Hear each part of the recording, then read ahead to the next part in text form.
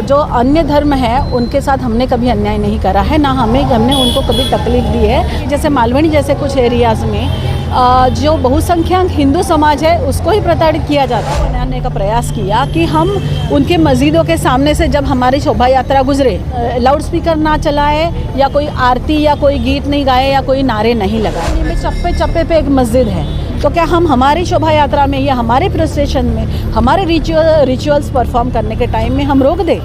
आरती की आवाज़ आएगी या गीतों की आवाज़ आएगी, नारों की आवाज़ आएगी, अगर उससे आपकी धार्मिक भावना आहत होती है, फिर तो हम रोज़ दिन में 5 बार नमाज के भोंगे की आवाज़ सुनते हैं जो निश्चित किए गए डेसिबल से कहीं ज़्यादा होती है। ईद वाले दिन क्या हुआ था, जामा मस्जिद के वहाँ पे बैरिकेडिंग वगैरह लगा के गैर मुस्लिमों को बाहर आने से मना कर दिया था। हमारे नॉलेज में ऐसे आया है कि वहाँ पे एक एम्बुलेंस फंस गई और शायद उसमें जो भी कोई पेशेंट था उसको तकलीफ हुई, तो इसके लिए कौन रिस्पॉन्सिबल है? क्या उसका? नमस्कार, मैं हूं अदिति सिंह। इस वक्त हम मलाड पश्चिम के मालवनी पुलिस स्टेशन के बाहर उपस्थित हैं और हमारे साथ यहां पर सकल हिंदू समाज के लोग एकत्रित हुए हैं, जिनका साफ तौर पर कहना है कि रामनवमी के दिन जिस तरीके से इनके साथ में जो व्यवहार किया गया और जिस तरीके से अल्पसंख्यकों द्वारा इन पर दबाव बनाया जाता है, खुलकर इन्हें त्यौहार नहीं मनाने दिया जाता है, कहीं ना कहीं दबाव बनाया जाता है, ऐसा इनका कहना है। तो आखिर क्या कुछ कहना है? ये लोग मालवनी पुलिस स्टेशन में पहुंचे थे और एक पत्र साझा करते हुए इन्होंने साफ तौर पर अपनी मांग रखी है। तो क्या कुछ मांग है, इनसे बातचीत करते हैं और जानने की कोशिश करते हैं कि क्या कहना है। सबसे पहले आप सभी को मेरा नमस्कार। क्या कहेंगे, आज आप लोग यहाँ पर मालवनी पुलिस स्टेशन में पहुंचे और अपनी शिकायत दर्ज की आपने, क्या कहना है? हम हिंदू समाज सालों से इस देश में बाकी सारे धर्मियों के साथ में शांति से जीते आए हैं। मतलब जैसे जो अन्य धर्म है उनके साथ हमने कभी अन्याय नहीं करा है, ना हमने उनको कभी तकलीफ दी है उनके त्यौहार, उनके जो उत्सव है वो मनाने में। लेकिन अब ऐसे हो गया है कि जैसे मालवनी जैसे कुछ एरियाज़ में जो बहुसंख्यक हिंदू समाज है उसको ही प्रताड़ित किया जाता है। जैसे कि पिछले वर्ष भी मालवनी में जो शोभा यात्रा हुई रामनवमी की, उसके ऊपर बहुत सारा हिंसाचार हुआ अल्पसंख्यकों के ओर से। तो इस बार हमने सारी परमिशंस ली थी। सारी परमिशंस मिलने के बाद यहाँ के एक AIMIM की कार्यकर्ता है कोई, जो अपने आप को उनके नेता कहती है, वो फिर 7 नंबर के जामा मस्जिद के सदर है और शायद दूसरे 5 नंबर के कोई मस्जिद के चेयरमैन है। इन लोगों ने पुलिस के द्वारा पुलिस में शिकायत देके ये दबाव बनाने का प्रयास किया कि हम उनके मस्जिदों के सामने से जब हमारी शोभा यात्रा गुजरे, तो वहाँ पे हम अपने लाउड स्पीकर ना चलाए या कोई आरती या कोई गीत नहीं गाए या कोई नारे नहीं लगाए।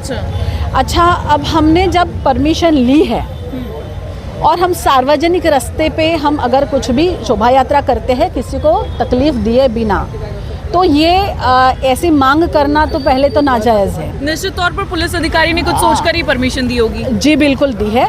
और उसके भी बाद देखिए, माननीय मद्रास हाईकोर्ट की एक 2019 की ऑर्डर है, उसके अनुसार निश्चित रास्ते पे परमिशन लेके अगर कोई भी धर्म, किसी भी धर्म का व्यक्ति, वो या हिंदू धर्म का व्यक्ति उस रास्ते से जा रहा हो, तो कोई भी विधर्मी उसको रोक नहीं सकता, उसके वो बाधा नहीं ला सकता।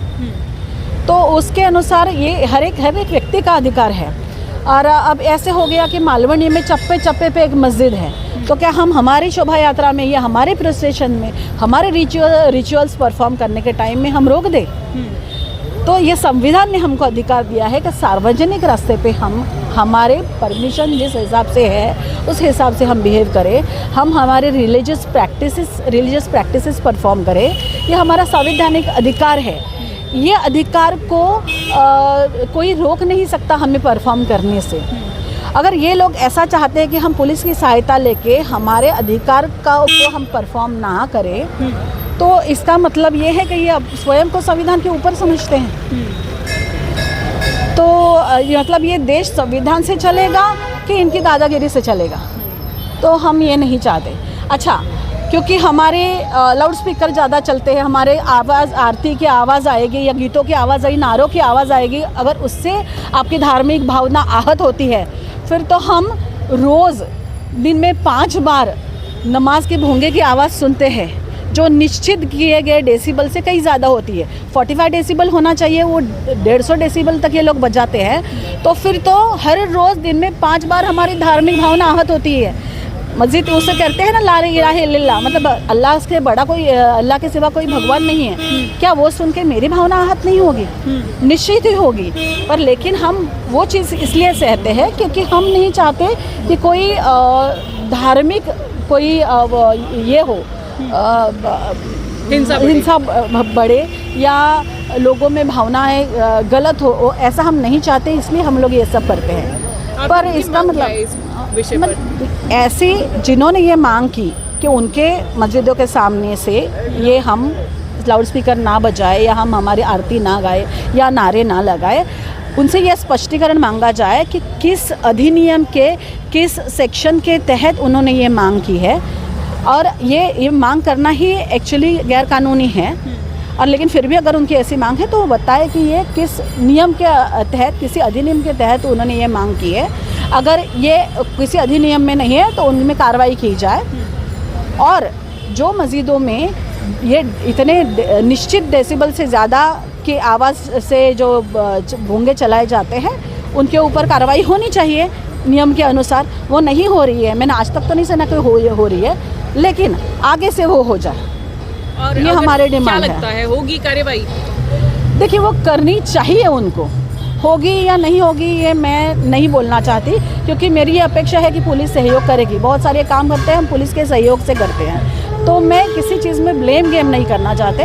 वो अपनी जो भी है धार्मिक रिचुअल्स परफॉर्म करें, हम हमारी करें, पर कायदे में रह के। अच्छा, अभी आपने कहा कि मालवनी पुलिस से आप लोगों ने परमिशन लेकर फिर उसके बाद शोभा यात्रा निकाली थी और वो लोगों द्वारा ऐसी मांग की आवाज़ रोक दें और शांति से गुजरे यहाँ। हाँ, वहाँ पे तो क्या मालवनी पुलिस स्टेशन द्वारा उनकी मांग पर को फुलफिल करने की कोशिश की गई? मालवनी पुलिस स्टेशन में देखिए ये बैरिकेडिंग वगैरह हर एक इसके सामने, मस्जिद के सामने उन्होंने लगाई थी, वैन लगाई थी उन्होंने। पुलिस की तरफ से पूरी मतलब प्रिकॉशंस लिए गए कि कोई हिंसा ना हो।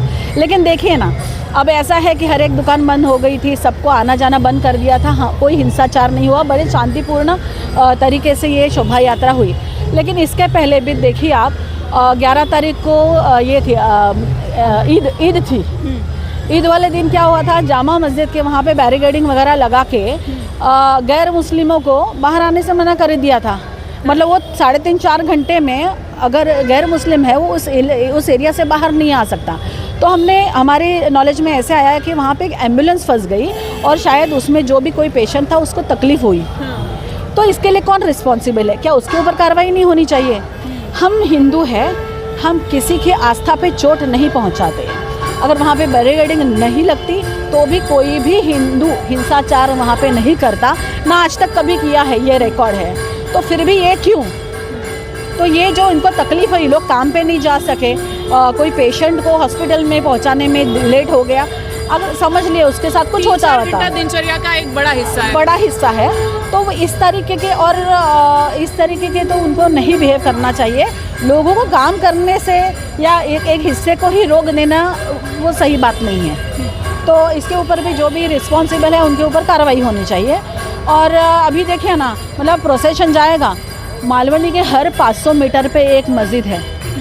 अरे कितने ही मस्जिदें और मदरसे इल्लीगल है और उनको चलाने वाले बहुत सारे लोग हैं, इनके मुसलमानों के नुमाइंदे बन के आ जाते हैं। तो मुझे नहीं लगता कि सर्वसाधारण जो सामान्य लोग हैं उनको कोई तकलीफ़ होती है। ये नेतागिरी, सो कॉल्ड स्वयं घोषित नेतागिरी करने वाले लोग ये होते हैं ना, इन्हीं को ये आपत्ति होती है और अपना ये सब कुछ पॉलिटिकल करियर या अपना वो सब चमकाने के लिए, अपनी राजनीति चमकाने के लिए ये सब करते हैं। तो आपने सुना, ये थी प्रीति राउत सकल हिंदू समाज से, जिनका साफ तौर पर कहना है कि हिंदू समाज सहिष्णु होता है, हिंदू समाज की ओर से कभी भी ऐसे उग्र कदम नहीं उठाया जाता है। लेकिन उसके बावजूद रामनवमी के दिन जो शोभा यात्रा निकाली गई, उस दिन इनकी जो शोभा यात्रा निकाली जा रही थी उस दौरान इन्हें जश्न मनाने से रोका गया कि आप लोग यहाँ से शांति से गुजरे, इस पर खासा ख्याल दिया जाए। मालवनी पुलिस स्टेशन में ये मांग की गई थी। आखिर ये मांग क्यों की गई और दिन में 5 बार जो भोंगे बजते हैं, आखिर उस पर कार्रवाई क्यों नहीं की जाती है? इन सभी विषयों को लेकर आज सकल हिंदू समाज द्वारा मालवनी पुलिस स्टेशन में पत्राचार किया गया है। आखिर इस पत्राचार पर कितनी कार्रवाई होती है, ये सब कुछ देखना होगा। आज के लिए इतना ही, फिर होगी मुलाकात, तब तक के लिए नमस्कार।